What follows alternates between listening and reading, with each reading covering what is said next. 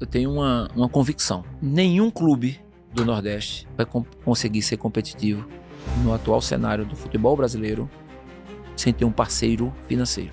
Óbvio que a gente precisa de uma SAF. A SAF do esporte, ela vai envolver patrimônio, estádio, CT, não sei. O esporte é um clube de massa, o esporte tem patrimônio, tem títulos nacionais, tem camisa. Para um investidor, isso é importante. Você tem um produto interessante. Aquele ano de 21, ele foi um ano muito conturbado para o clube. A ausência de liderança, né, uma crise política sem precedentes, fez com que, de fato, o grupo que hoje está, né, à frente do Sport Clube Recife, naquele momento arregaçasse as mangas, né, e sumisse para poder reestruturar o clube. O clube, de fato, tinha chegado aí fundo do poço, vamos dizer assim, sem nenhuma credibilidade do mercado, sem dinheiro em caixa. Eu costumo dizer assim, que se fosse uma empresa, né, a legislação que rege uma empresa, o clube tinha chegado na falência. Naquele momento não tinha uma estratégia. A estratégia era nos manter vivos. Brincava que a nossa roupa naquela época era de roupa de bombeiro, né? A gente só pagava incêndio todos os dias. Tudo que foi feito, que está sendo feito no clube, eu diria a você que é de forma sustentável. Os investimentos que foram feitos esse ano de 2025, eu fui muito questionado pela imprensa, pela torcida. Onde é que arrumou esse dinheiro? Eu não dei um passo mais do que a perna, não. E dentro da nossa realidade. Até então, a fase da gente era de reestruturação. 25 de novembro de 2024, acabou a reestruturação. Agora é a fase de estruturação. Agora é outra realidade.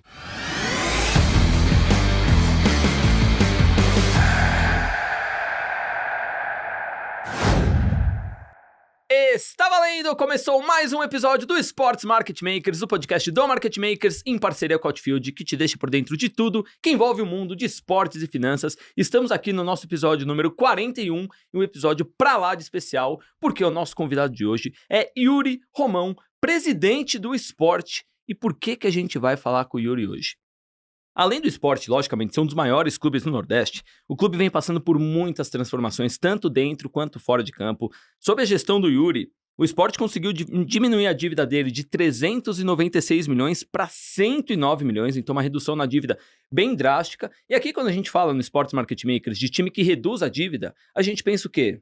Teve que ali fechar a torneira, né? Tomar um remédio amargo, então diminuir um pouco os investimentos no elenco. Então, às vezes, acaba até fazendo temporadas um pouco abaixo para conseguir diminuir a dívida, mas não é o que aconteceu no esporte, porque mesmo com essa redução drástica na dívida, dentro de campo, os resultados do time também foram muito bons. O esporte ele é atual bicampeão pernambucano e disputa a final desse ano contra o Retrô. Já venceu o primeiro jogo por 3-2, então a gente não tivemos ainda o segundo jogo, né? A gente está gravando antes do segundo jogo, pode até empatar na Ilha do Retiro, que consegue aí o tricampeonato pernambucano. E no ano passado conseguiu o acesso para a Série A do Campeonato Brasileiro. Então em 2025 teremos de volta o esporte na elite do futebol brasileiro. E junto com tudo isso que eu falei, também o clube aprovou aí o seu plano de recuperação judicial e no ano passado também mudou o estatuto do clube para poder transformá-lo em SAF. Então o que a gente vai ter hoje com o Yuri Romão? É simplesmente uma aula de gestão.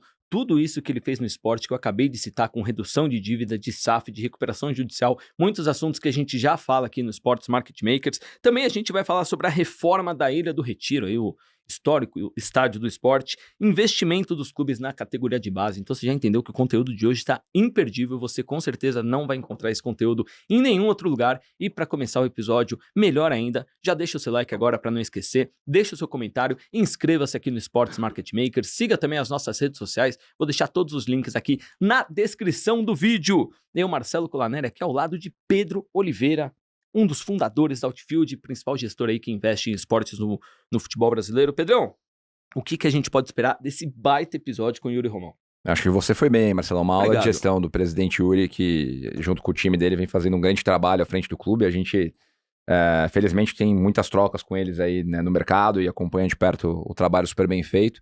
A gente estava falando antes aqui de começar o episódio, né? Esse ano a gente tem 5 representantes da região Nordeste na Série A do Campeonato Brasileiro e algo que eles têm em comum é que todos têm gestões muito qualificadas. O esporte com certeza se destaca entre eles, se destaca no cenário do futebol brasileiro hoje e muito ponto interessante da gente entender desde que o presidente assume o clube lá em 2021 até hoje, né, todos os desafios que foram vencidos para que o clube conseguisse fazer isso que você falou, né? Manter a performance competitiva enquanto se reorganiza internamente, que são duas coisas muito difíceis de fazer ao mesmo tempo. É isso que a gente vai aprender hoje, então, com o Yuri Romão. Então, Yuri, primeiramente, muito obrigado por estar aqui no Sports Market Makers, é um prazer recebê-lo aqui.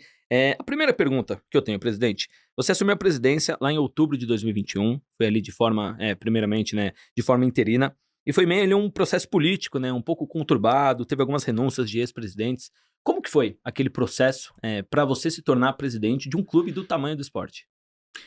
Primeiro, eu agradecer o convite, né, de estar aqui com vocês. Eu que sou um fã do programa, né, do podcast. Assisti de alguns aí, do Lucas Pedroso, que é um craque, né, o próprio Guilherme Ávila também, que é outro craque aí. A gente teve muita interação na época da formação da Liga, né, da Liga Forte União. Segundo, dizer que querer que eu dê aula, vamos e convenhamos, né? Mas respondendo a tua pergunta, de fato, aquele ano de 21, ele foi um ano muito conturbado para o clube, né? Você tinha... Eu fui o 5º presidente naquele ano.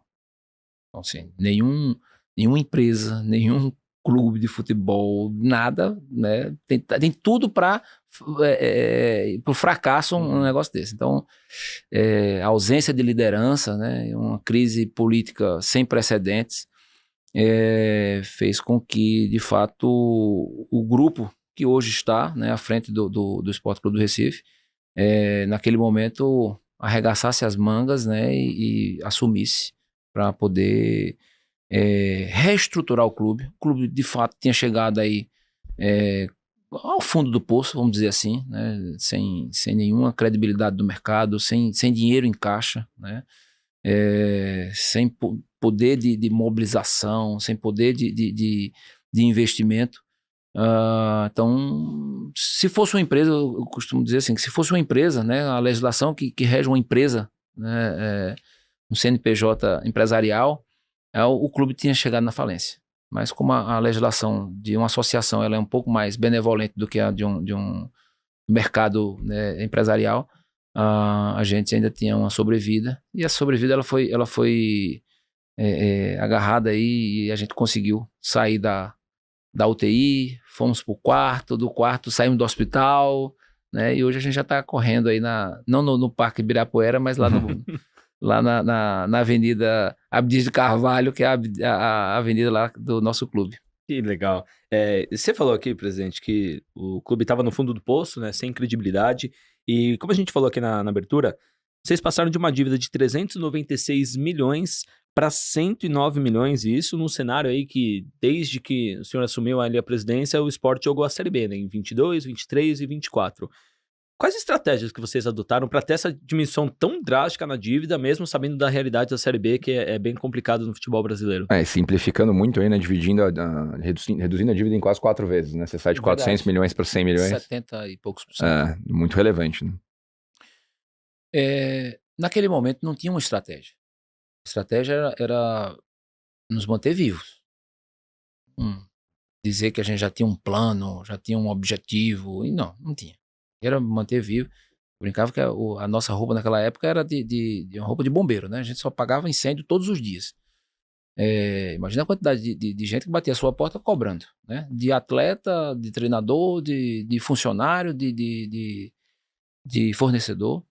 Então era algo bem desgastante, bem cansativo.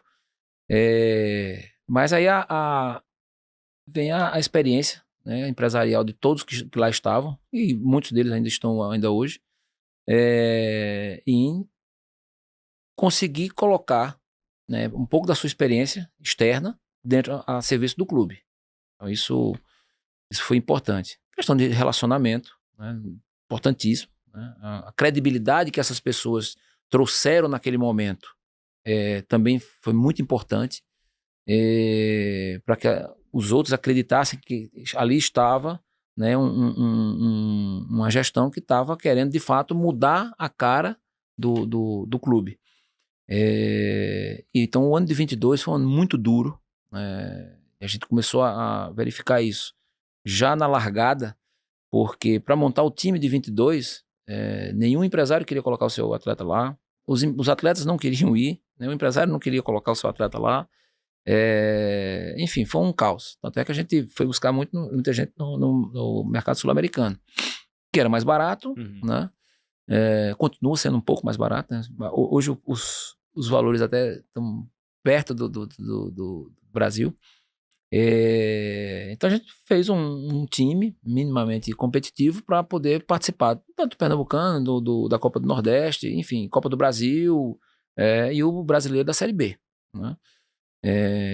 Apesar do torcedor, e com razão, ter criticado muito, né, queria mais, né, é uma característica do torcedor do esporte de exigir, uma torcida muito exigente. A gente ainda chegou na última rodada do Brasileirão da Série B daquele ano, disputando, né, um jogo contra o Vila Nova, que a gente empatou. Não subimos por pouco.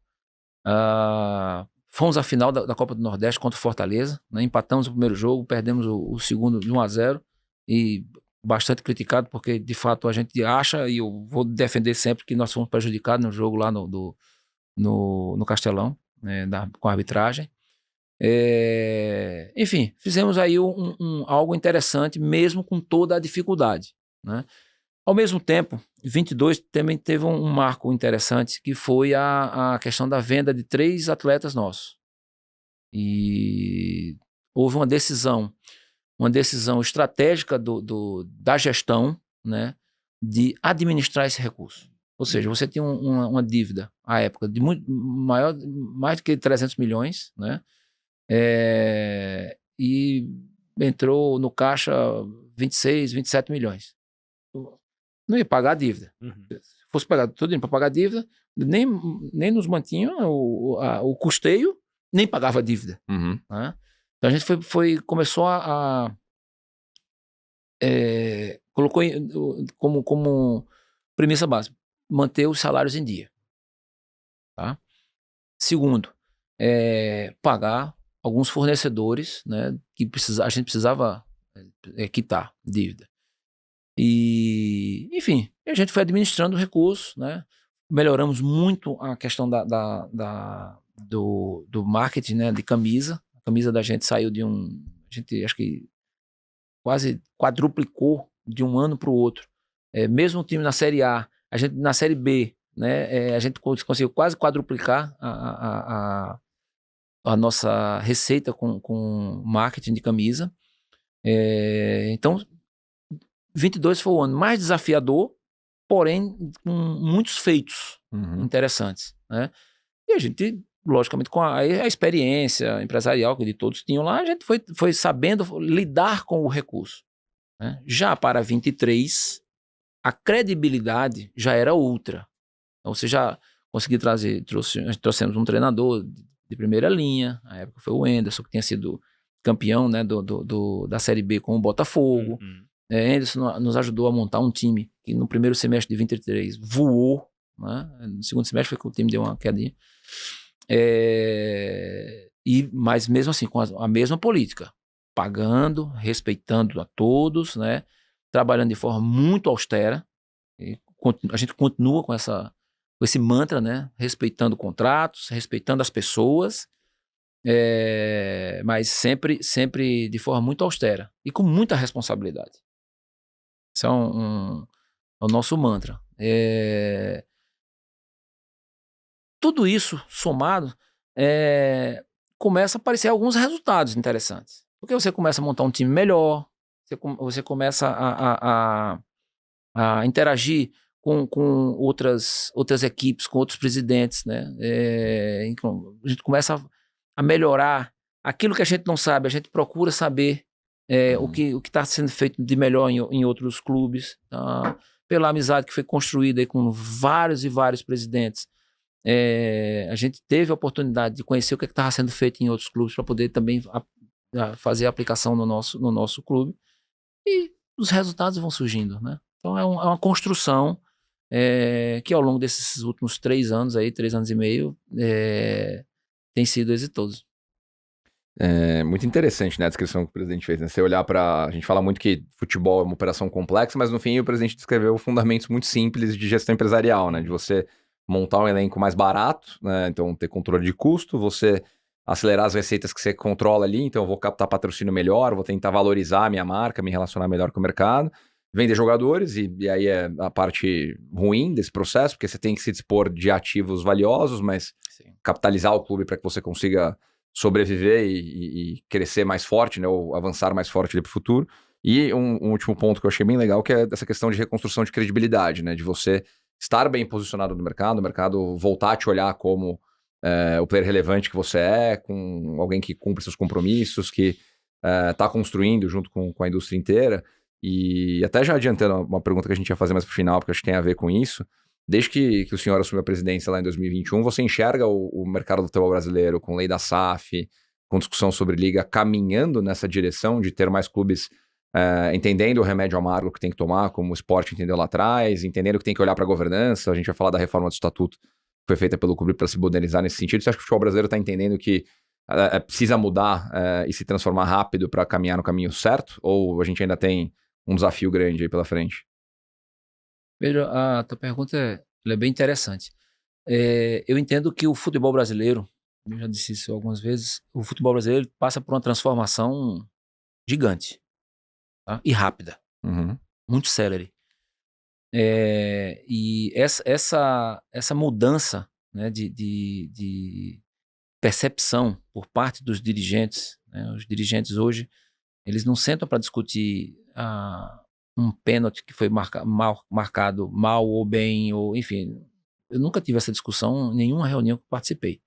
As reuniões são sempre como monetizar melhor, como dar mais resultado, né?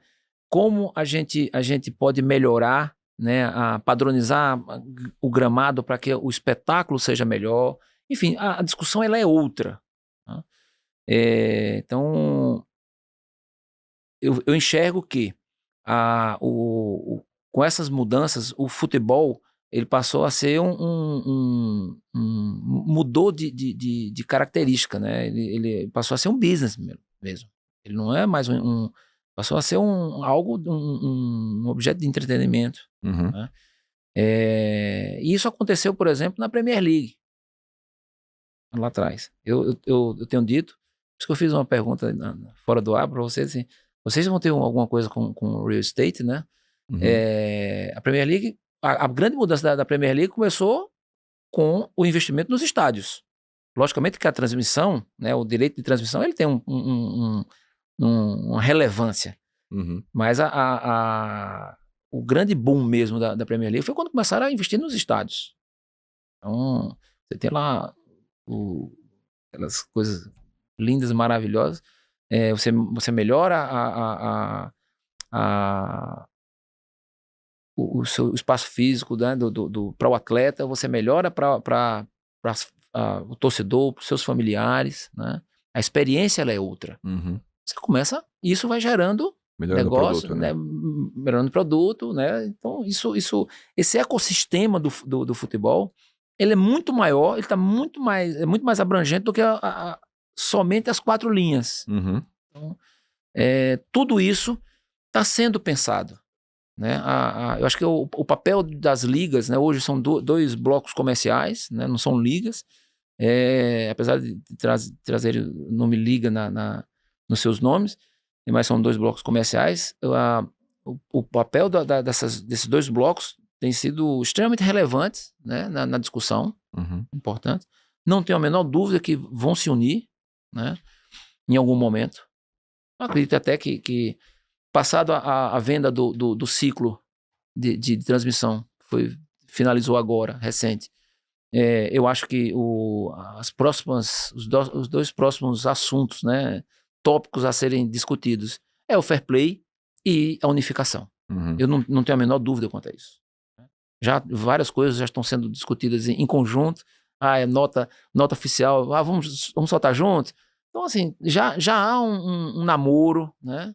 Lógico, tem cada clube, você tem as torcidas, você tem um monte de coisa que você tem que ir ajustando. Mas em algum momento isso vai dar certo.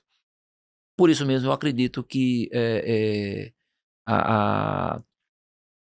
o futebol do Brasil, em alguns anos, poucos anos, não são muitos, a gente vai estar numa outra prateleira. Tá? E quem dera começar a manter os nossos atletas, né, que assim, o ano passado eu vendi um atleta com 17 anos, Pedro Lima. Já estou com um agora com 17, que já recebi proposta essa semana. Então, assim, a gente conseguir manter esses atletas aqui, né, quem sabe a nossa seleção ela voltar a nos dar alegria. O produto do futebol brasileiro valoriza como um todo, né? A gente já começa a repatriar vários atletas, né? Exemplo do Oscar, do Lucas Moura, do São Paulo.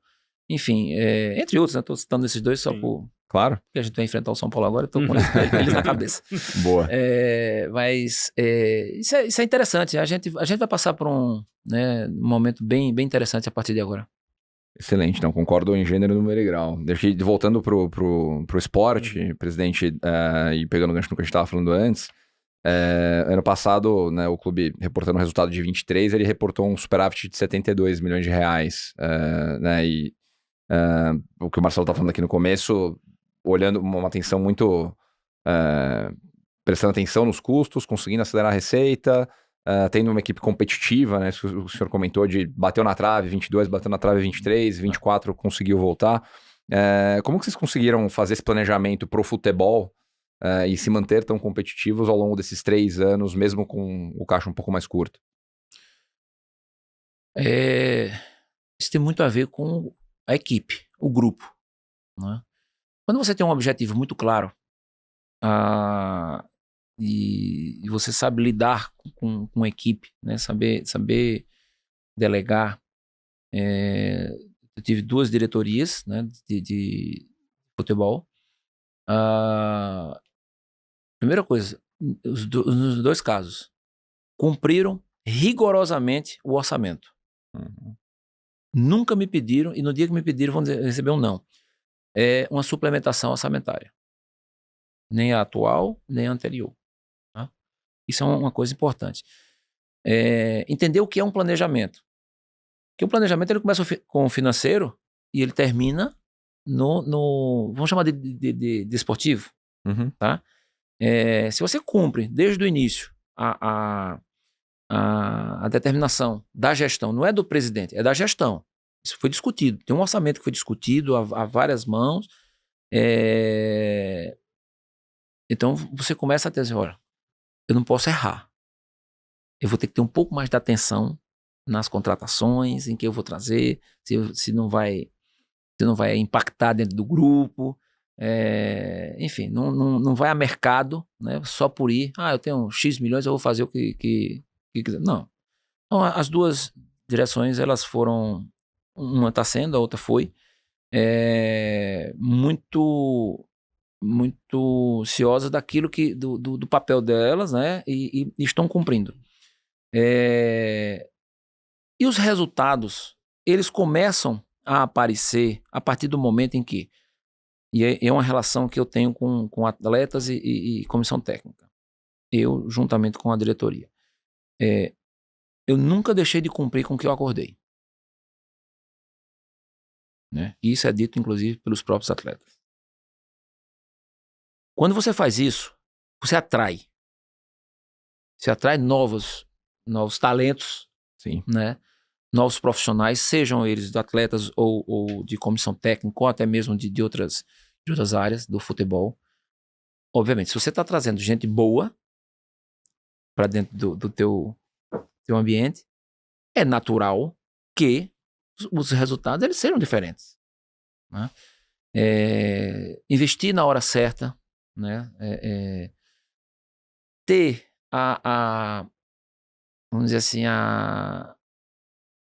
como é que eu diria, a frieza, né, de não entrar na pilha do torcedor. O torcedor é emoção, tá no papel deles, e é muito bacana isso, né? Eu até brinquei hoje, tá conversando, se eu fosse contratar todos os atletas né? Que um rapaz que acessa meu... Não sei nem quem é. Se passar por mim, não sei quem é. Que ele mandou, eu tinha que ter 3 CTs, né? Um só não ia dar, né? E fico chateado porque eu não trago. Mas você tem que também ter a frieza para poder trabalhar isso aí, né? O equilíbrio emocional. Perdeu uma partida. Calma, vai dar certo. Chama, conversa, né? Quem deve conversar, com quem você pode conversar, e por aí vai. O futebol, diferentemente de... Eu tô dizendo fui porque, de fato, faz 3 anos que eu não faço mais nada, né, na vida. Eu fui executivo de multinacional. Então, a gente é muito diferente, porque na multinacional não tem emoção. É só razão. Cobrança, meta, cobrança, né? E eu fui talhado nesse ambiente. Então, no futebol você pode até fazer algo parecido, mas você tem uma componente que é parte física de um atleta, Sim. a parte emocional de um atleta, né? A pressão externa consigo mesmo, ou seja, você tem que estar muito equilibrado para poder gerir um clube.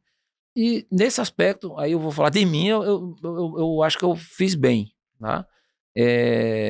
No restante, sim, é grupo. As pessoas entenderem o que é importante. Assim, eu não faço nada que não seja conversado. Nada. Eu não chego, porque eu tenho a caneta, o regime presidencialista, se eu der uma canetada, é ela e acabou, mas eu não faço isso. Seja no departamento de marketing, seja no departamento comercial, seja no departamento de futebol, eu não faço isso. Mas aí é estilo, né? As coisas começam a acontecer, não na velocidade que talvez o torcedor quisesse. Sim. Mas tudo que foi feito, que está sendo feito no clube, eu diria a você que é de forma sustentável. Foi reconstruído um alicerce. Os investimentos que foram feitos esse ano de 2025, né, eu fui muito questionado pela imprensa, pela torcida. Onde é que arrumou esse dinheiro? Não. Eu não dei um passo maior do que a perna, não. Eu fui dentro da nossa realidade, né? Talvez o investimento foi maior do que eu imaginava fazer, mas dizer que foi um passo maior do que a perna não foi. Mas por que isso? Foi feito um alicerce. Eu não perdi 1 segundo do meu sono por conta disso. Isso aí eu posso garantir a vocês. Não perdi.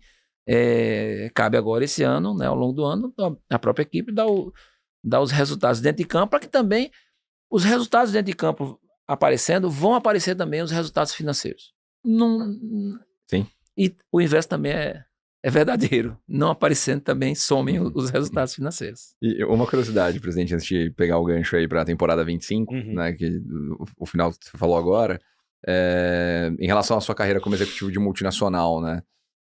Você acha que, em que medida isso te preparou para os desafios que você enfrentou nos últimos 4 anos à frente de um clube do tamanho do esporte, para fazer esse processo de reestruturação que está gerando muito resultado, né? Tudo.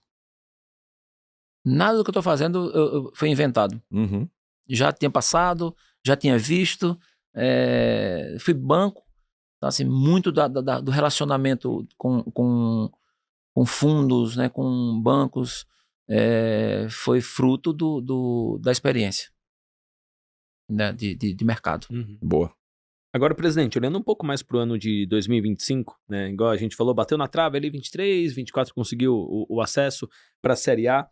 E o que muda agora no clube, né? Agora o clube volta para a Série A depois de 3 anos jogando a Série B. Até em termos de investimentos, como o senhor comentou, em termos de responsabilidade, né? O que muda no clube estar de volta à elite do futebol brasileiro? Eu divido isso por fases. Até então, a fase da gente era de reestruturação. Ponto. 25 de novembro de 2024, acabou a reestruturação. Agora é a fase de estruturação. Agora é outra realidade. Né? É um outro tipo de pensamento. Como a gente vai fazer, primeiro degrau, manutenção. Segundo degrau, crescimento. Então, isso está muito claro para nós que fazemos a gestão. Muito claro. Esse ano é de manutenção, a gente quer fazer um bom campeonato brasileiro, Série A. dentro de uma realidade. Não estamos aqui dizendo que vamos arrebentar, longe disso, muito longe disso, mas é a manutenção. E, ao longo do ano, colocando ou tirando, melhor dizendo, tirando do papel projetos importantes. Reforma do Estado da Ilha do Retiro, né? Expansão do centro de treinamento, importantíssimo para a gente. Eu apelidei de a fábrica de talentos. A base nossa. Pernambuco tem uma característica geográfica que está equidistante de Fortaleza e de Salvador, né? Por isso mesmo a gente consegue atrair também, não só desses estados, mas talvez até menos desses estados, mas estados interessantes como Piauí, Maranhão, Sergipe, talentos esportivos que podem vir para nós a partir do momento em que a gente também aparecer um pouco mais no Campeonato Brasileiro, que isso atrai, né? Então, só para ilustrar, desde 23, mesmo com toda a dificuldade, com tudo, a gente tomou a decisão de o Brasil ainda tem uma deficiência com campeonatos de base, campeonatos para base. Onde é que tem campeonato? Europa. Vamos para a Europa. Como vocês não entendem isso? A gente dá um jeito. Mas vamos. Tomamos uma decisão. Agora vamos para a segunda fase. Vamos ver como é que a gente viabiliza. Então, 23 a gente fez 2 viagens. 24 a gente fez 2 viagens, né? 23 Itália e Portugal. 24 Espanha e Portugal, né? Na Espanha, a gente foi campeão, né? O Sub-19 já foi campeão do Madrid Cup. Uma baita de uma competição. Tá certo? Aí foi quando eu voltei o sorriso aqui, porque assim, eu vi os nossos atletas fazerem um campeonato maravilhoso, maravilhoso. E aí começa a surgir as coisas. Surgiu um atleta do quilate de um Pedro Lima, de um Zé Lucas agora, capitão da seleção sub-17, né? Surgem daí.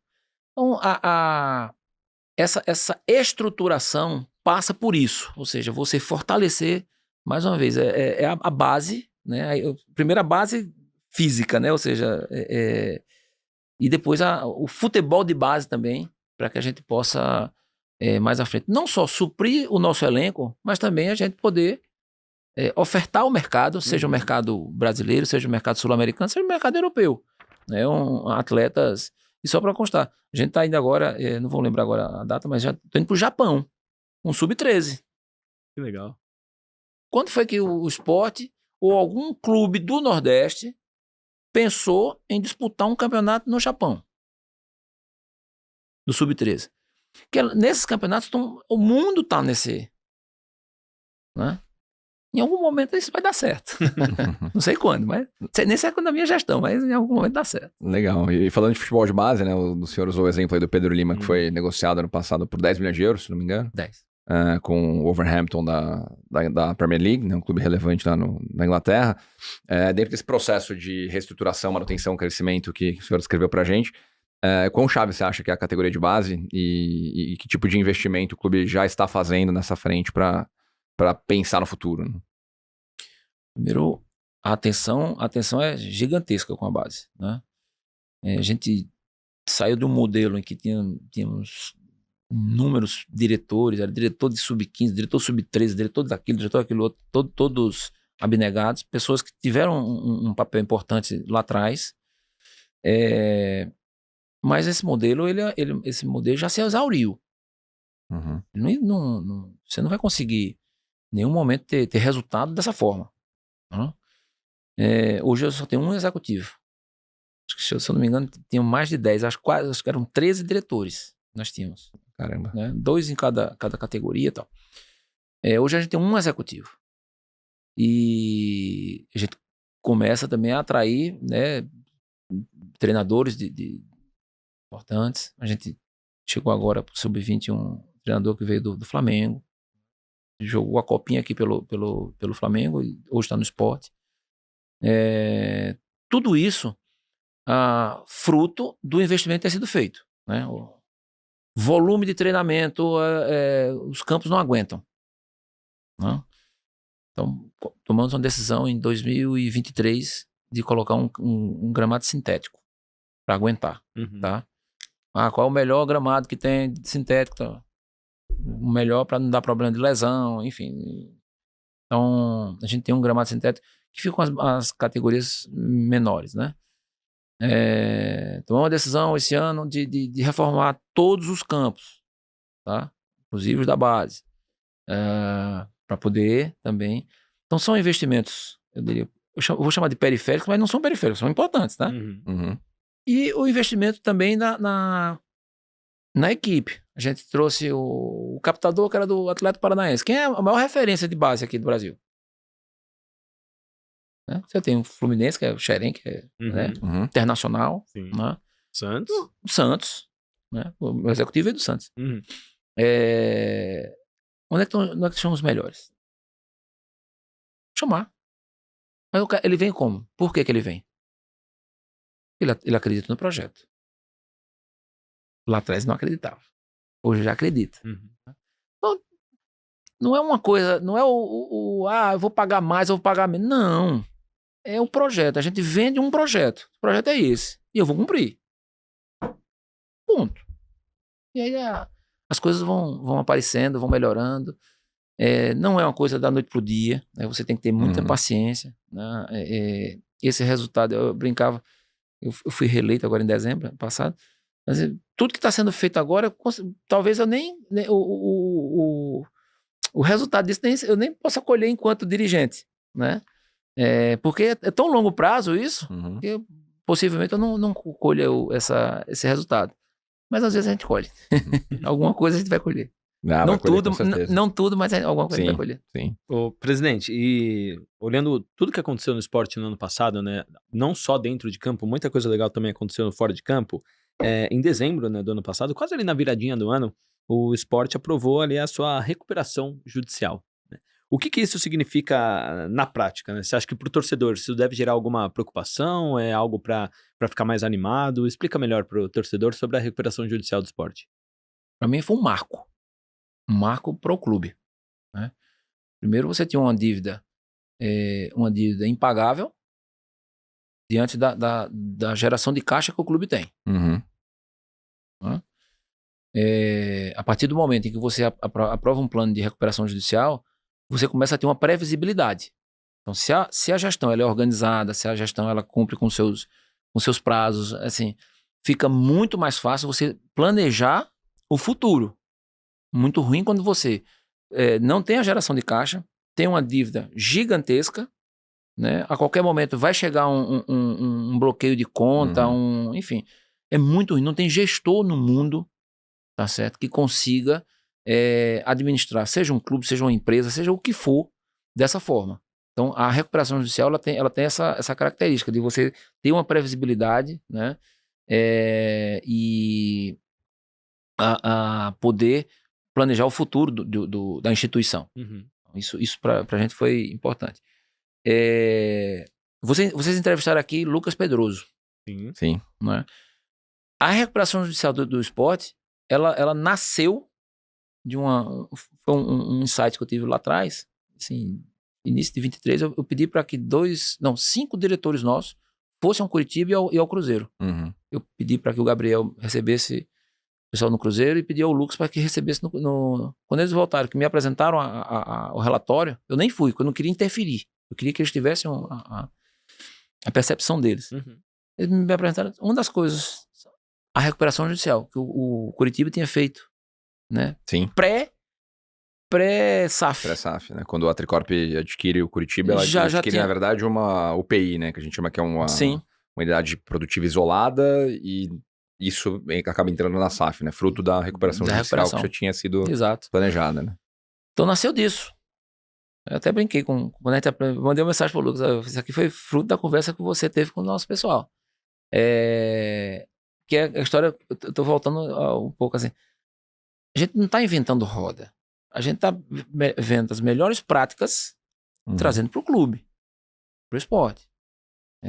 Se hoje o Lucas ou o Gabriel, que esteve no Cruzeiro, ou o Tairo aqui no Botafogo, enfim, se eles têm alguma coisa interessante, a gente vai conversar, né? Que é uma coisa muito bacana, extremamente importante, eu diria, que está havendo no futebol do Brasil. Os dirigentes, sejam CEOs ou presidentes, como é o meu caso, todos se conversam de forma amistosa e trocando figurinha. Né? Seja eu com o Marcelo, meu amigo Marcelo lá no Fortaleza, seja eu com o João Paulo no Ceará, seja eu com o Fábio Mota no Vitória. Né? E de maneira construtiva, imagino. Não, sim. Trocando ideia mesmo. Né? E eu não tenho vergonha nenhuma de ligar para perguntar, tá? Seja com o Júlio no próprio Avaí. A gente tem uma relação muito boa para trocar experiências, fornecedores. Né? Quantas vezes eu não recebo ligação, só tu tá tal fornecedor, vale a pena? Eu digo sim ou não. Também não botar o cara numa situação difícil, né?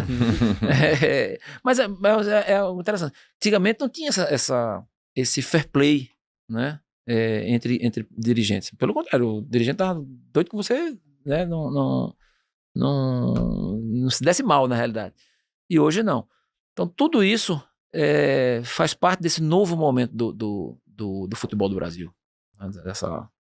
E a Liga tem esse papel importante. Perfeito. Não, e falando da RJ, acho que até para colocar em números, né? A gente está falando de um deságio médio aí dentro do plano de 80%, 640 credores. Eu dei uma olhada no número para ver se era mais ou menos isso. Eu não vou lembrar o número, mas é em torno disso mesmo. E acho que é legal o senhor explicar também pro torcedor, principalmente, para nossa audiência, como é que essa dívida está dividida, né? Qual que é o plano, né, do trabalhista, o fiscal, como é que vocês estão enxergando a resolução da dívida a partir da recuperação judicial? Vamos lá. Da RJ, né, desse valor, você tem algo em torno de 48 milhões, se eu não me engano, para pagar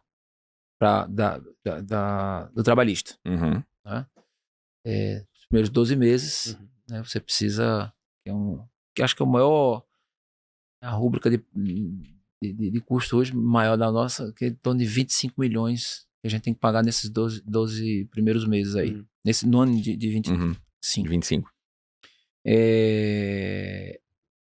E as outras, né, os fornecedores, né, enfim, tem fornecedor que eu não sabia nem que existia lá, mas enfim.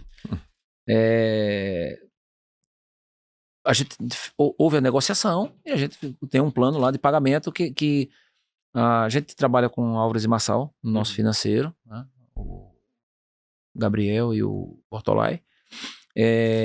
Então, todo mês a gente tem lá, a gente recebe o planejamento das 13 semanas à frente, né, de pagamentos. Então, vou voltar para a previsibilidade de pagamento. A gente não faz nenhum investimento ou não faz nenhum, ou assume algum custo, alguma coisa, sem antes olhar isso. Ou seja, não vamos fazer nada que vá atrapalhar a RJ, tá? Isso é uma coisa. Mas a gente tem uma outra negociação importante, Pedro, que foi a PGFN. A gente devia 115 milhões, 117 milhões. A PGFN, né? A Fazenda Nacional. E fizemos uma negociação, esse débito caiu para 63, 65 milhões.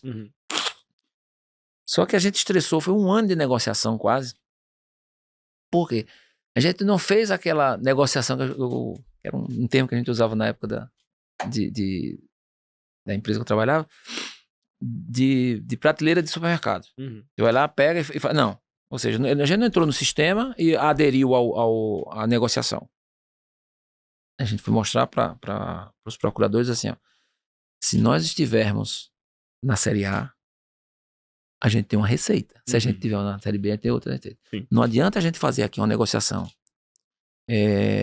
com vocês. Se a gente permanecer na Série B, vai ser muito difícil pagar esse valor que está no sistema. Nós não vamos conseguir. Jogamos na real. Claro. Não vamos conseguir. Vai terminar o quê? A gente faz a negociação, vai pagar meia dúzia de parcelas, não vai aguentar e vai de novo, mais uma vez, tá? Mais uma vez, abandonar o plano. A gente fez algo que seja customizado, ou seja, se tiver na Série A, paga mais. Se Uhum. tiver na Série B, ou Perfeito. seja, de acordo com a receita. Tanto é que a própria GFN depois colocou no seu site elogiando a negociação. Uhum. Né? E que deve estar servindo aí para outras negociações Sim. com outros clubes. O próprio Pedro Mas isso Silveira demorou do muito Corinthians tempo. comentou aqui, né? Uhum. Em relação a isso. Isso demorou muito tempo para ser feito. É por conta da burocracia, a gente entende, enfim. O procurador não pode simplesmente dar uma canetada e dizer, faça. Não é assim. Você tem que construir isso. Então, tudo isso a gente lida no dia a dia de forma muito responsável. Por isso que a gente não faz loucura. Porque não é que a gente não tem endividamento. Nós temos endividamento e nós estamos cumprindo com o endividamento. O torcedor talvez não entenda isso. Você tirar do caixa hoje entre 25 e 30 milhões para pagar a parcela da RJ, que a ideia do torcedor é assim, da RJ não precisa pagar mais não. Exato. Né? Pelo contrário, agora é que a gente tem que pagar mesmo. E é um esforço muito grande, né? Você Total. fazer esse pagamento enquanto você mantém sua operação recorrente com um custo alto no futebol rodando, né? Sim. E o custo, vocês mesmos já falaram aqui nas entrevistas, o custo, ele pipocou. Então, não existe mais atleta barato no mercado. Pelo contrário. Tem atleta que você olha assim, pô, isso tudo. Então, o que a gente imaginava ter de folha para esse ano, já não, a realidade não bateu. O futebol teve que bater na minha porta lá para dizer assim, presidente, não dá. A gente fez alguém perdeu, tá? Normal, né? Não é que eu não aumentei a despesa, não. Alguém perdeu, tá? A gente sempre fala foi isso a aqui, rúbrica né? de investimento. A rúbrica de investimento, ela perdeu um pouco. Mas é a brincadeira que a gente sempre faz aqui, como qualquer outra empresa, né? Assim, você não tem recursos infinitos, Não. você tem recursos escassos, cobre o pé, cobre a cabeça e tem que ter eficiência operacional. O que a gente imaginava fazer de investimento esse ano, tá certo? Com recurso próprio, a gente teve que dar uma diminuída, ter uma tungada grande, infelizmente. Talvez por dívida, ou seja, indo ao mercado, a gente já pode ir, a gente já tem crédito, não tem na Outfield, mas tem outro canto. Tô brincando, Pedro. Nada, fica tranquilo. Descontrair. A gente vai fazer os investimentos, quer fazer os investimentos em função dessa previsibilidade financeira, dessas receitas, enfim. E cada vez mais a gente vem melhorando também as receitas de camisa, né? A gente costuma dizer as marcas. Né? A gente fechou agora um patrocínio maior da história do clube. Hoje, depois eu vi aí, a gente só tá atrás do Bahia, em termos de patrocínio. Então, assim, interessante. Acho que fazer o certo atrai coisa boa, né? Com Muito certeza. legal. E até usando essa frase que o senhor usou agora de fazer o certo, né? Fazendo o certo e caminhando com a RJ, o quanto isso aproxima o esporte de fazer a sua operação de migração ou transformação em SAF, né? E buscar um eventual investidor no mercado. Como é que o senhor enxerga essas coisas conversando daqui para frente? Vamos lá. Eu tenho uma convicção. Eu sou homem de convicções, tá? Como bom sertanejo que sou, somos fortes e convictos. Nenhum clube do Nordeste, eu vou tirar o Bahia que eu já fiz a parte dele, tá?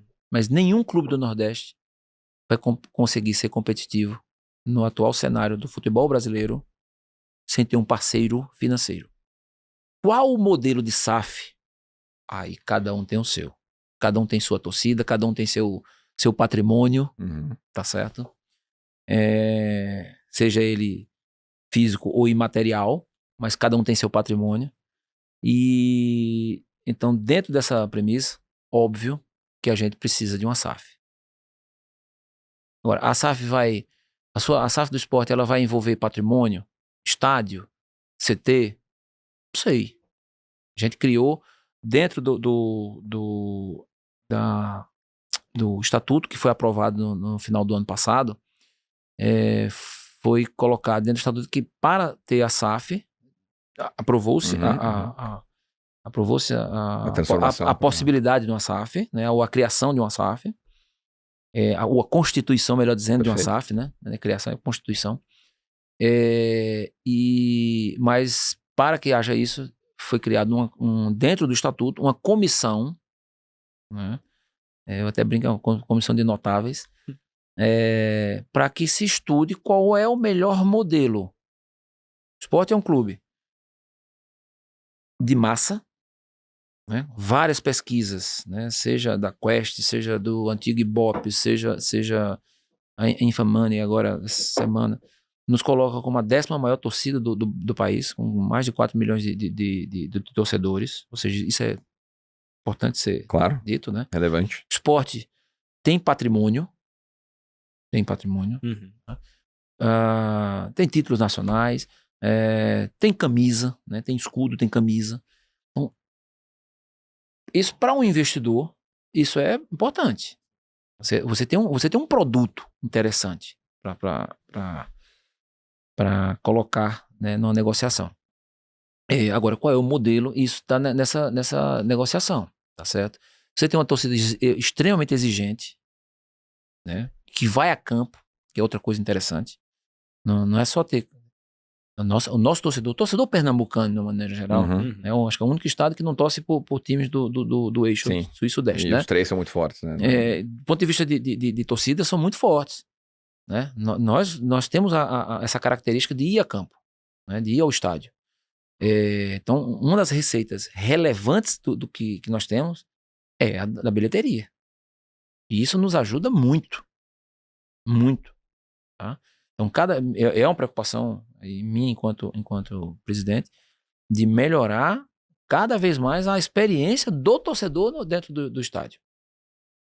Quanto mais você levar sua família, você levar ou ir mais vezes, você consumir mais, você consumir dentro de um restaurante que a gente construiu lá recentemente, ali, são 2 restaurantes, que ficam lotados nos dias de jogos, e durante a semana também. Uhum. Enfim, o esporte tem outra característica interessante, o nosso clube é no centro da cidade. Temos ali 11 hectares no centro da cidade, isso é um terreno maravilhoso, tá próximo de tudo, né? Tá no meio mesmo, quem conhece o estado da Ilha do Retiro. Então, você está próximo de tudo. Então, as pessoas costumam ir muita gente, você vê, é engraçado você ver jogos à noite, você vê gente ainda com a roupa de trabalho, né? Porque tá próximo, né? Vai lá claro. enfim. Bom, tô dizendo tudo isso pelo seguinte, a SAF, ela para mim é algo que necessário para que a gente possa manter um nível de competitividade, né? Eu conversei vou citar aqui uma questão porque é uma conversa informal. Eu brinquei com um dirigente na semana, no dia da eleição da CBF, e eu disse assim, poxa, vi numa matéria que vocês vão investir 600 milhões, né, esse ano de contratações e tal. É muito, né? Ele disse, mas é isso mesmo. 600 milhões. Quer dizer, onde é que o esporte, né? Onde é que não vou citar outros nomes para não criar. Assim, falando do Nordeste, onde é que a gente, tirando o próprio Bahia, onde é que a gente vai arrumar esse volume financeiro para ter competitividade? Para ser só coadjuvante, isso não combina com a torcida do esporte. Claro. Não combina, tá? A gente quer competir. Não tô dizendo que ser campeão, mas brigar por uma Libertadores, né? Tá ali entre os 4, entre os 5. Por isso que eu diria a você que a gente deve caminhar sim para uma SAF. Enquanto eu for o presidente, eu vou lutar por isso. Não sei se eu vou conseguir, mas vamos lutar por isso. Perfeito. Ô, presidente, agora estão me chamando aqui no meu ponto. O senhor Bruno Chatac, da cabine do VAR, quer muito fazer uma pergunta aqui para o senhor. Então, deixa eu abrir a janelinha do VAR aqui para o Bruno Chatac, da cabine do VAR. Pode vir, Bruno Chatac. Eu tenho até medo. Não, esse VAR é o VAR do bem. Pode vir, Chatac, tá tudo em casa. É você que tá dizendo que o outro VAR é do mal, viu? Não tenho nada a ver, olha. E não vai demorar 15 minutos, tá, gente?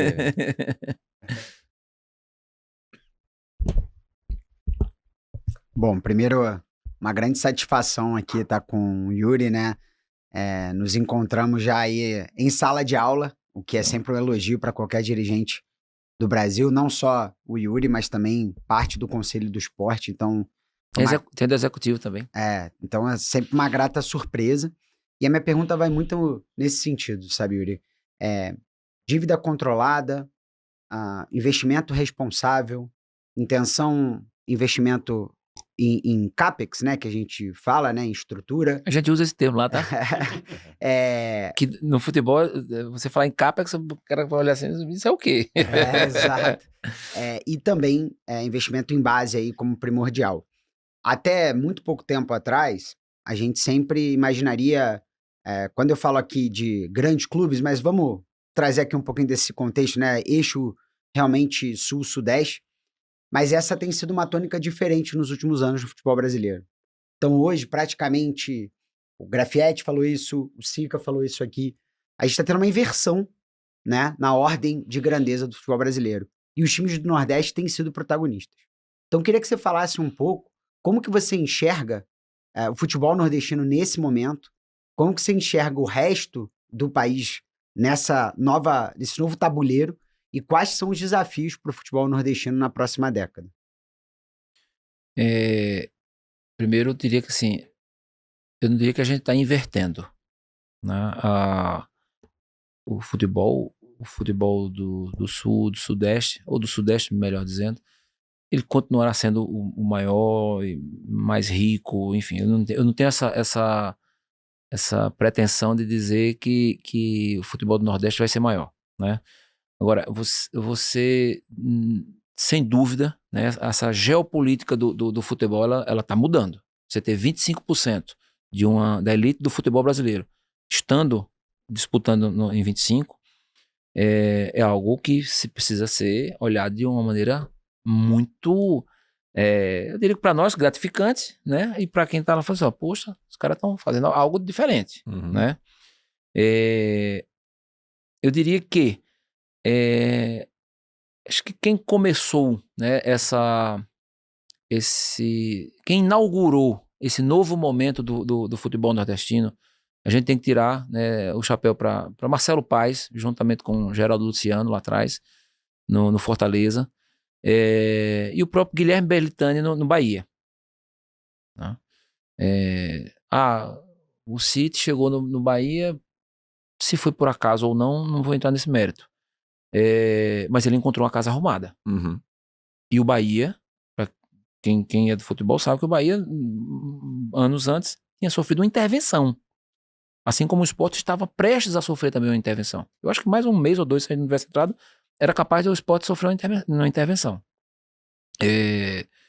Então, a visão empresarial de um Guilherme Berlittani, que é um grande empresário, a visão empresarial, tanto do Marcelo como do Geraldo Luciano, né, que foi um executivo, Geraldo foi um executivo gigante do Ceará, no Fortaleza, isso mostrou para nós, outros clubes, né, que era necessário mudar. No nosso caso, não foi nem olhando para eles dois. Primeiro foi sobrevivência, a história da máscara do avião. Coloque primeiro em você para depois você colocar no outro. Então foi o que a gente fez. A gente primeiro colocou na gente e depois a gente foi olhar o que estava acontecendo no mundo, né? Mas no mundo nordestino. Você tem uma região, notadamente, bem mais abaixo de renda, né? Ou seja, você não vai comparar nunca o Nordeste com o Sul e Sudeste, do ponto de vista de renda, mas você tem uma região com 60 milhões de consumidores. Então, você começa... As marcas precisam olhar para o futebol também, olhando... Eu estou falando de patrocínio de camisa, enfim, de outras coisas. Olhando para estádios. Você tem 60 milhões de consumidores naquela região. Ávidos por entretenimento. E essa é a visão que nós temos, né, no esporte. Quando a gente senta para conversar com um possível patrocinador, a gente mostra isso. E para negociar com o SAF, nós vamos dizer isso também. Você não está vendendo só para os 9 milhões de habitantes do Pernambuco. Você está vendendo para 60 milhões do Nordeste. Né? E a boa gestão em vários clubes, né? Sica no Vitória, né? Bahia, Sica acho que teve lá também. Ceará, né? Com o João Paulo lá, um presidente atuante, muito atuante, politicamente falando, inclusive. Tudo isso tem sua relevância. Eu acho que aí você falou do desafio. Qual o desafio? É a manutenção ou o crescimento. Você não pode olhar de forma... esquecer, por exemplo, de um futebol de Alagoas, né, com o CRB, próprio CSA. Você olhar para o Rio Grande do Norte, já tem uma SAF, né, do América, também precisa ser... O Botafogo da Paraíba agora, né, o Galo, inclusive, que era do Santos, tá lá agora. Então, assim, tem uma pujança que tá aparecendo, tá começando a botar a cabecinha fora aí então o desafio é esse, é a manutenção para 26 desses 5 clubes, ou até mesmo, quem sabe um CRB subindo aí, é o único... Você tem aí 8 equipes na Série C, nordestinas. Na minha cabeça, tá certo? De nordestino. Eu acho que vão subir para a Série B pelo menos uns 3. Pelo menos. Né? Gostei da declaração. Né? Mas é verdade. Então, assim, você tá na Série B, que é um campeonato extremamente competitivo. Extremamente competitivo. Sim. Já pensou você tá na Série B aí com 4, 5 equipes disputando, daqui a pouco mais 2 subindo, né, para a Série A. Enfim, eu acho que, de fato, como eu coloquei assim, a geopolítica do futebol brasileiro, ela tá mudando.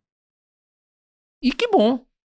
Né? A gente já está olhando um pouco mais para a logística, para a gente jogar aqui, dá muito mais trabalho, o custo é muito maior. Né? Eu tive uma reunião, inclusive, essa semana com uma companhia aérea sobre isso. A gente precisa fretar mais voos. O Sport, o ano passado, fretou 5 voos. Esse ano deve ser mais uns 5, talvez menos, até porque a gente, como tem muitos jogos no Nordeste, não vai precisar tanto. Mas para você sair de Recife para Caxias do Sul, né? E voltar aqui para Mirassol é longe para Dedéu, tá? Então a gente fretou muito voo. Então a rúbrica do custo de logístico para a gente é muito maior do que o custo de uma equipe que está aqui no Sudeste, tá? E, além de desgastante, né? Para um atleta, até a gente estava conversando aqui, você pode chegar a 70 jogos. Imagina um atleta jogar 70 jogos e ainda ter que fazer essas viagens. Você chegar aqui em São Paulo são 3 horas, pelo menos. Né? Fora sai de ônibus, porta a porta são 5 horas. Né? Da saída da Ilha do Retiro para o hotel. 5, 6 horas. Então, é algo...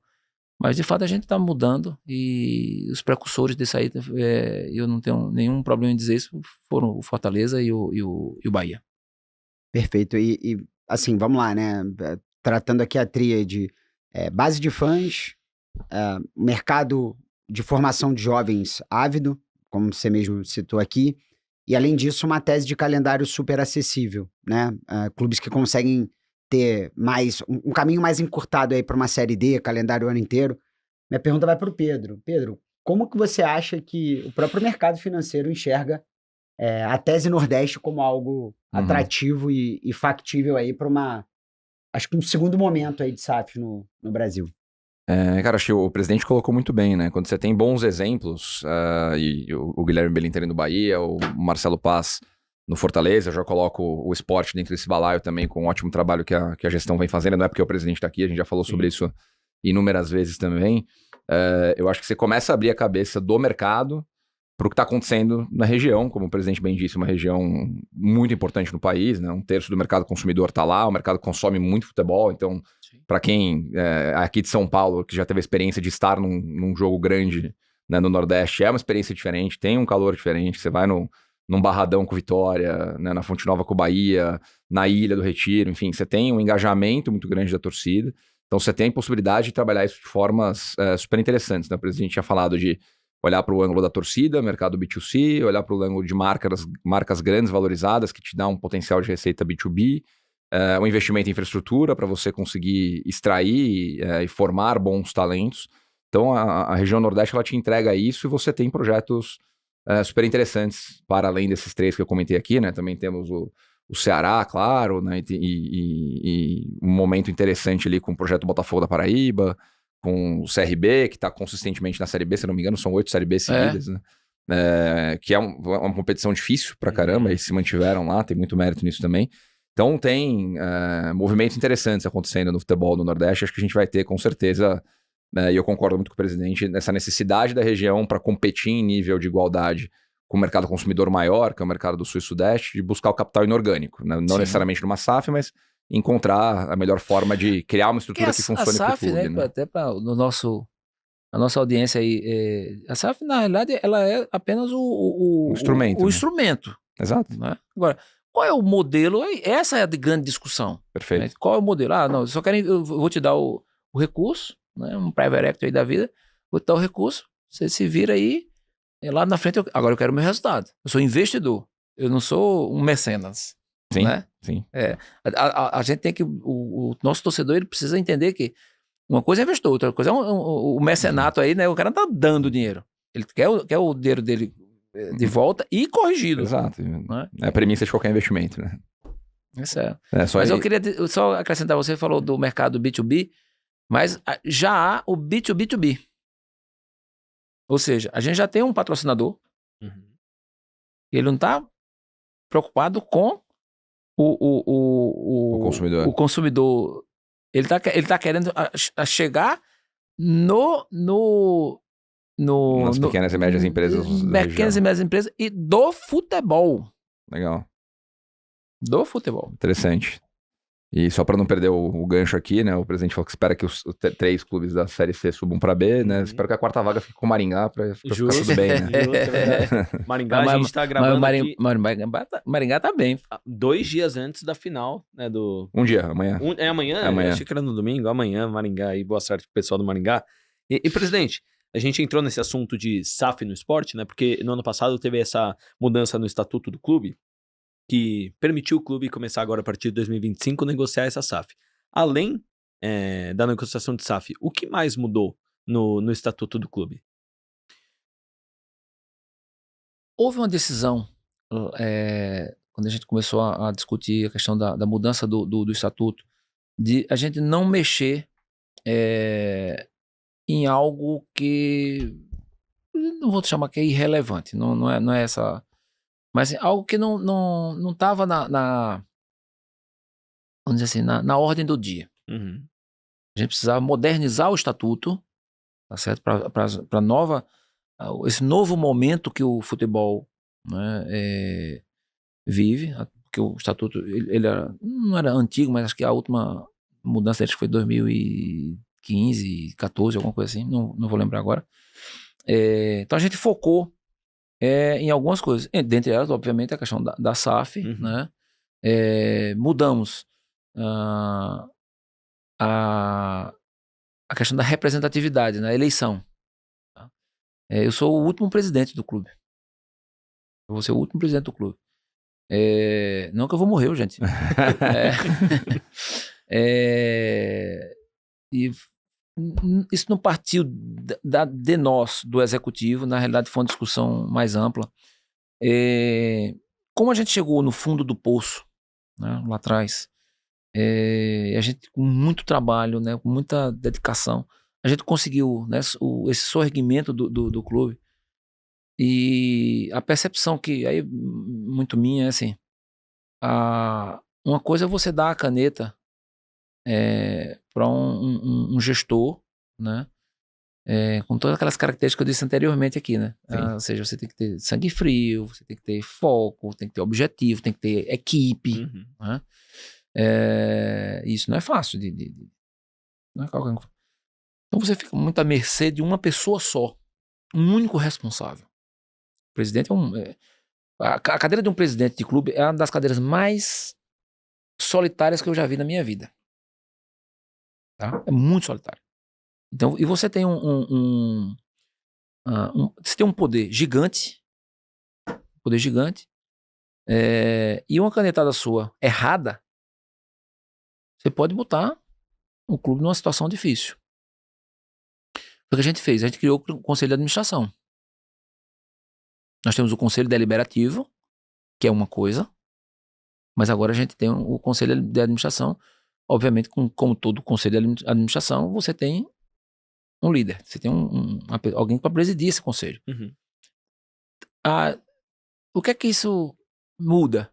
Muda que você não tem mais uma pessoa para... Você tem agora um colegiado, né? Você tem 5 pessoas.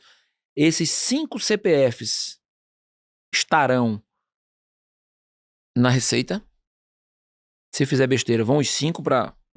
Respondem. Hoje só eu respondo, né, perante a Receita. Então, acho que, para mim, logicamente, a questão da SAF é importante, mas para mim foi o mais importante. E a gente não tem mais reeleição. Tá? A gente aumentou o período, são 3 anos, hoje são 2. Não tem mais reeleição. Até para oxigenar, para, enfim, dar um...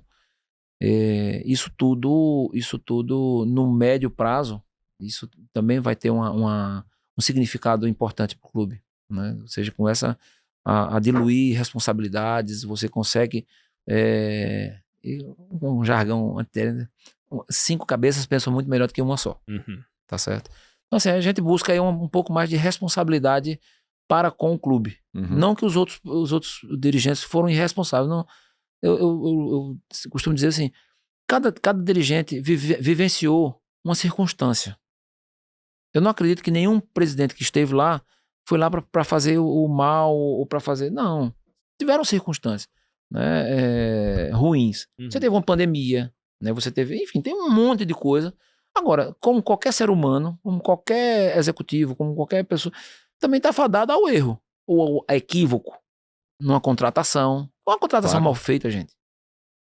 Vamos supor que o do Corinthians, o Depay fosse não rendesse aquilo que você teria um problema. Com certeza.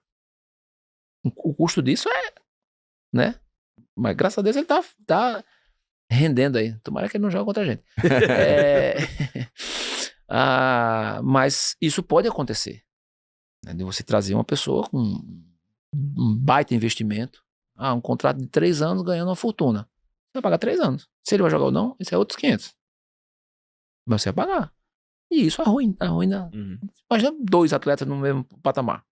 E por aí vai. Então, essa questão da mudança, vamos dizer assim, foi o que eu mais queria que acontecesse, de fato, era essa diluição de poder, não ficar na mão de um só, mas dividir por 5. É uma modernização da governança do clube e até já orientando os próximos passos que vão vir para frente, né? Pensando se você for olhar as grandes empresas, né, os grandes empresários nossos brasileiros que estão sempre na Forbes aí, os caras não são mais executivos. Eles fazem parte de um conselho. Certo? Ele vai colocar, né? Você dilui o risco, você dilui você conversa mais, você vai ter que convencer as pessoas. Enfim, a intenção foi essa, né? De não deixar o clube à mercê de uma única pessoa. Né? Perfeito. E qual que é o sentimento, presidente? O senhor falou, né? Eu sou o último presidente do clube, né? O que isso significa para o senhor? Eu nunca parei para pensar nisso, não. A vida de um presidente de um clube como o Sport é tão intensa. Tem muita coisa que a gente não para nem para pensar. Eu não tenho vaidade. Assim, essa vaidade... Acho que a minha vaidade, ela tá muito abaixo do resultado. Do resultado, né? Eu tenho uma vontade, eu durmo e acordo todo... Primeiro, eu durmo e acordo todo dia para fazer o bem. Essa é a primeira coisa. Segundo, eu quero me dedicar, eu sempre me dedico muito a tudo, eu não sei fazer nada pela metade. Algo, tem gente que faz 10 coisas ao mesmo tempo, eu não consigo. Não, infelizmente eu não consigo. Então assim, eu coloquei na cabeça que a gente ia botar o clube numa situação melhor, né? Chegar numa Série A, fazer bem feito na Série A, enfim, depois mudar de patamar, mudar de prateleira. Então esse é o meu foco. Agora, se eu sou o último, se eu sou o primeiro, sinceramente, eu falo do coração mesmo, isso não me nunca parei pra pensar. Não, mas Legal demais a forma como o senhor colocou. Eu Sim. também acho muito bacana. E nessa jornada toda aí desses últimos 4 anos, né, a gente falou de SAF, da reestruturação, da mudança no estatuto para modernizá-lo, da recuperação judicial, e no começo aqui a gente também abordou um pouco a infraestrutura, e o clube já falou publicamente aí sobre a intenção de reformar e modernizar a Ilha do Retiro. Como que isso conversa com o planejamento do clube para 25 e próximos anos? E o que tem no radar de vocês aí em relação à reforma do estádio, nova estrutura de centro de treinamento? O que vocês estão pensando? Vamos lá. Na minha reeleição, a gente mudou a estrutura orgânica do clube, né, do executivo, né, não do clube, mas Organograma. da gestão. E eu pedi o apoio lá de dois vice-presidentes que me ajudam muito. A gente dividiu a área de marcas, ou seja, tudo que é receita fica com o meu vice-presidente, Rafael, e a área administrativa e financeira que fica com o meu vice-presidente administrativo e financeiro, Fernando Soares. Então, esse dia a dia, de fato, ficam com eles. Né? Então, conversar com possíveis patrocinadores, enfim, tudo que é receita, né? Rafael toma conta, tudo que é despesa e pagamento e tal, é com o Fernando. Eles são coisas apartadas, né? O marketing está debaixo do marketing, o departamento comercial está debaixo do Rafael, o jurídico, o TI e tal, estou citando alguns só. A ideia disso tudo foi me dar mais tempo para que eu possa trabalhar com 2 grandes projetos que o clube tem. Vou ficar à frente. Um é a SAF, né? Ainda está no âmbito do conselho, né? Formou-se a comissão está trabalhando, está em fase aí de contratação da empresa que vai fazer a modelagem e do banco de investimento, de fase de carta convite e tal. Depois é que vai vir para mim. Né? E a reforma e construção do complexo da Ilha do Retiro. Tá? Então, a gente quer reformar o estádio da Ilha do Retiro. É reforma, é um retrofit. Até porque se a gente quisesse construir um novo, a gente ia ter muita dificuldade de aprovar o projeto dentro da prefeitura da cidade do Recife, porque a gente está no centro ou seja, ia transformar o que já é um caos, né? A gente já está no inferno, o trânsito do Recife. Mas para que essa retrofit se viabilize, também tem que ocupar os espaços que hoje lá estão. Hoje o terreno da Ilha do Retiro, me permitam um parêntese, ele é custo. Esses 11 hectares que eu citei aqui, ele é custo. A gente tem que transformar isso em receita. A gente tem que monetizar isso aí. E pode. Né? Sabe que em São Paulo tem a Portuguesa vai fazer algo nesse sentido também, né? Então a gente preparou. Isso foi fruto, Pedro. Eu vim com um empresário que me ajuda, empresário, não digo nem de futebol, empresário lá grande, muito grande de Pernambuco. A gente veio aqui a São Paulo 2 vezes e andamos aqui nessa Faria Lima, né? Fomos em vários fundos, a gente conversou com vários, 2 vezes. E foi quando a gente voltou e disse assim, cara, não vamos fazer isso, a princípio era só a reforma. Só a reforma. Não, vamos fazer diferente, vamos fazer aqui um complexo. Né? E foi quando a gente contratou, enfim, um monte de consultoria lá, desde a arquitetura, passando por meio ambiente, impacto do trânsito, impacto de vizinhança, enfim, pesquisa de mercado, né, imobiliário. A gente fez tudo bem feito. E submetemos à Prefeitura da cidade do Recife o projeto. E projeto, como é um projeto de alto impacto, você passa por um conselho são 32 pessoas. A sociedade civil organizada participa desse, né? E alguns players do BNDES, enfim, BNB, tem representantes nesse conselho, chama CDU. E, para minha surpresa, esse projeto ele foi aprovado por unanimidade. O projeto foi bem feito. Uhum. Legal. Então, é um ativo que nós temos hoje. Isso é um ativo. É mais um ativo que o esporte tem. Até para uma possível negociação de SAF. Eu não sei. Claro. Pode ser que um fundo diga assim, não, eu quero esportivo, mas também eu quero real estate aqui para investir. Não sei. Mas eles também podem andar Separados. Claro. separados, apartados. Uhum. Né? Você falou do CT. Né? A gente tem o nosso CT numa área de 9 hectares. Um CT interessante. Não é o melhor do mundo, mas está entre os melhores aí do Brasil. Por muito tempo. Até por questões, com certeza financeiras, assim, deixou de receber investimentos, né? Então, nesses últimos 3 anos, a gente tem feito bastante investimento nele. Esse ano a gente vai fazer mais no atual, né? E compramos a área ao lado, uma área de 14 hectares,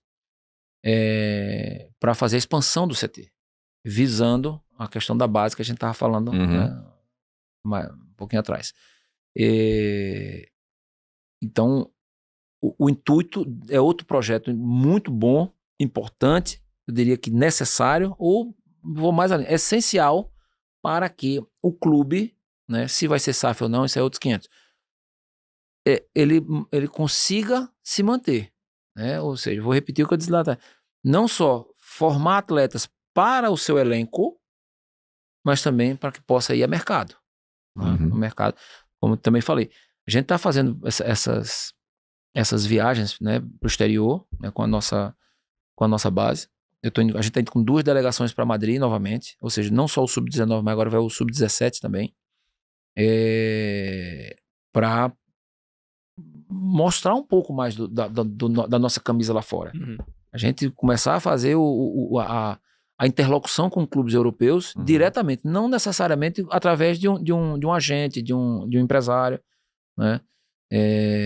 Enfim, são investimentos que são feitos que você só consegue colher frutos muito mais à frente.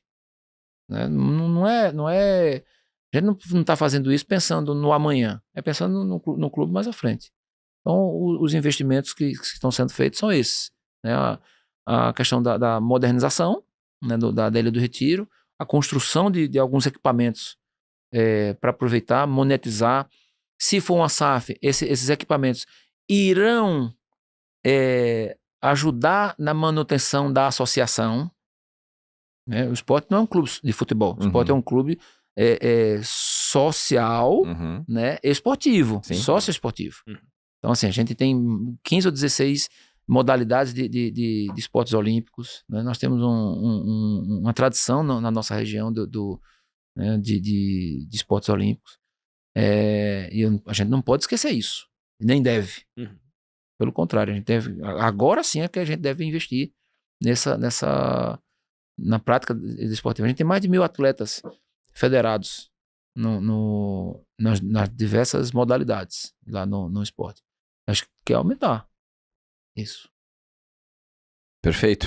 Pedrão, tem mais alguma aí? Eu matei todas as minhas aqui. Eu tenho 2 curiosidades aqui para perguntar para o presidente também, né, torcedor do esporte e fazendo um bom trabalho aí. Agora, olhando para o lado de torcedor, né, eu queria aproveitar e perguntar aqui para o presidente, estava falando antes de começar a gravar, né, qual que é o jogo inesquecível para você do esporte, na sua trajetória aí de acompanhar o clube como torcedor e agora como presidente? Tem vários, né? Marcantes, obviamente, a final do Sport Corinthians 2008. Né? Um abraço. Hoje você tá um abraço do meu amigo. Hoje eu tô feliz. Um abraço do meu amigo Carlinho Bala pra você. Mas, assim, tiveram jogos assim, brilhantes que eu assisti 5-2, Sport contra o São Paulo. Não porque a gente vai jogar com o São Paulo agora, mas que realmente foi um jogo inesquecível na era Tele. E um outro jogo que deu origem, talvez, ao título de 2008 foi Sport Sport Internacional, na Ilha do Retiro. A gente venceu por 3-1. Um gol de falta do nosso xerife, Durval, da intermediária. Esqueci o nome do goleiro lá do... Era o Klemer? Klemer. Inter. Até hoje ele procura a bola. E esse pra mim foi também um jogo inesquecível, né? Somando esses 3 aí, Legal. foram jogos que emocionantes, né? Que de fato o Sport mostrou aquela garra que é característica dele. E o maior ídolo da história do clube pro senhor? Magrão. Legal. Ele e Diego Souza, pra mim, foram... Marcaram. Goleiro Magrão, né? Goleiro Magrão. Sim. Não posso deixar de mencionar Leonardo, né? O atacante Leonardo, também que foi que é da minha época, assim, né? Fez parte da minha juventude aí jogando. Até a filha dele é nossa nutricionista hoje, mas que também fez um Juninho Pernambucano, a gente não pode, apesar de pouco tempo, mas Juninho Pernambucano também foi um baita atleta lá pra gente. Mas o velho Magrão Marcou a época mesmo. Durval Também. Durval tem mais de 400 partidas pelo Sport. Magrão, mais de 700 partidas. Sim. Né? Então, são vários ídolos, mas simbolizado na figura do Magrão. Legal demais. Boa. Tava tão feliz nessa gravação pós-título paulista, vai me lembrar. Eu até falei, presidente, antes da gente começar a gravação, foi a derrota do Corinthians que provavelmente é a que mais doeu na vida inteira. Porque foi pós-rebaixamento de 2007, aí eu abracei aquele elenco de 2008, reformulação total, trocou até o presidente, né? Entrou ali o André Sanches, a primeira passagem dele, veio o Chicão, veio um monte de jogador novo, chegou na final, 3-0 no Morumbi, eu falei, nossa, vamos ser campeão 4 meses depois de ser rebaixado. Não foi. Então foi uma derrota dolorida. Esperava que o senhor não falasse esse jogo, mas tudo bem. Aí Carlinhos Bala aconteceu, Luciano Henrique. Não, para, tá bom assim. Matou, Pedrão? Matamos, boa. Eu só tenho então a agradecer pelo papo, presidente. Uma aula que realmente eu falei no início, né? Uma aula sobre gestão e foi realmente o que você nos entregou sobre SAF, RJ, diminuição de dívidas e ainda assim mantendo o time competitivo. Então, muito obrigado pela aula, obrigado pelo papo, obrigado pelo tempo e só desejar sucesso aí no esporte, nesse seu biênio, né? Até final de 26. Final até 26.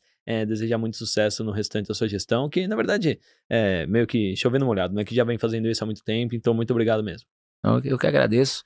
Eu enxergo, né, essas entrevistas, esses podcasts, como a simbologia desses podcasts tem a ver com esse novo momento do futebol. Né? Estar participando, né, daqui da bancada com vocês de um papo sobre gestão do futebol já é algo... A gente não falou de tática, a gente não falou, né, de nada, a gente falou só sobre gestão. Isso demonstra o quanto o futebol brasileiro tem avançado e vai avançar muito mais. Muito mais. Então, eu agradeço. Como disse no início, né, eu sou um telespectador aí dos programas. Não consigo assistir todos, até porque são programas um pouco maiores, aí eu deixo para assistir depois e termino, enfim, me perco. Mas eu acho que cada vez mais a gente vai melhorando, né? E quando tem as aulas que vocês transmitem, né, aqui, a gente sempre tem um insight para trazer para dentro do clube, enfim. Mas, mais uma vez, obrigado aí. Quem sabe aí, a gente volta aí mais à frente. Muito obrigado, presidente. Uma satisfação tê-lo aqui. Parabéns mais uma vez pelo grande trabalho. Pedrão. Valeu, Marcelão. Obrigado por mais uma. E você que acompanha até agora, esqueceu do like. Não, esse episódio não tem como sair sem o like. Like agora, deixa um comentário, fala o que você achou do episódio. Se inscreve aqui no Esportes no Market Makers e a gente se vê na semana que vem. Fui!